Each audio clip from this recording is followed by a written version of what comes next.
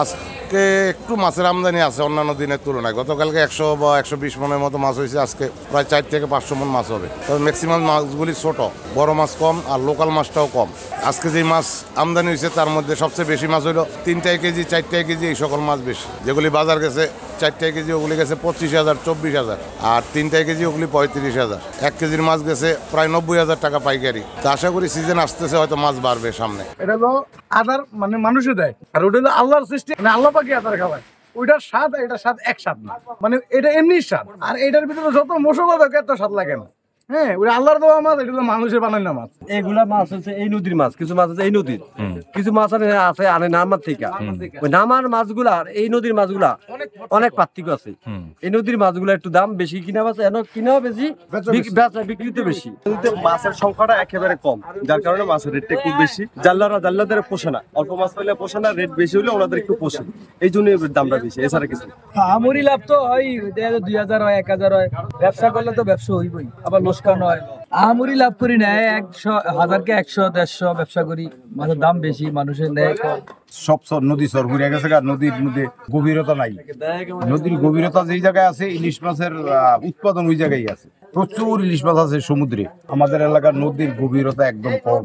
এখানকার ইলিশ মাছের যে দাম, এর অর্ধেক দাম হলো চিটাগাং ইলিশ মাছের। আমাদের এই নদীতে মাছ নাই, এখন গাং গেছে গা, সব শুকায় গেছে গা, সব চরবায় গেছে গা, কোনো নায়াল নাই, এই কারণে নদীতে কোনো মাছ নাই।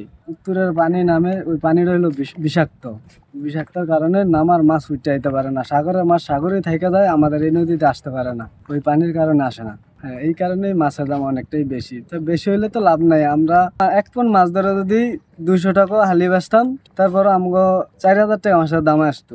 আর এখন যদি 1 হালি 4,000 টাকা হ্যাঁ বেচতে পারি, কিন্তু 1 হালি তো আর আসে না। মাছ খেয়ে দিলে আহে 1টা 2টা, কোনো খেয়ে জায়গা হুদা। এই কারণে তেলের দাম হয় না, জেলে চলতে অনেক অসুবিধা হয়ে যায়।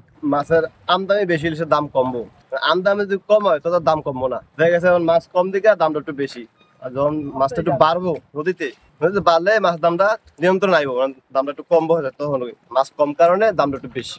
আমাদের নদী হইলো শুকনা, নদীটা যদি সরকার কাইটা দিত তাহলে আমরা সাগর তনে মাছটা ঠেলে উঠে আইতে পারতাম, তাহলে আমরা মাছ পাইতে পারতাম। এখন ওই নদী শুকনা থেকে মাছ নদী তনে সাগর তনে মাছ আসে না, এই হলো এক কারণ। আর দ্বিতীয় কারণ হলো উত্তরে পানি হলো বিষাক্ত, ওই পানিটার দোষে মানে মাছটা আসে না। যা ওই কিছু আইতো ওই পানিটা বিষাক্ত থেকে মাছটা আসে না। আমদানি হয় নদীর তাই দাম কমবে, আমদানি না হলে কমবে না।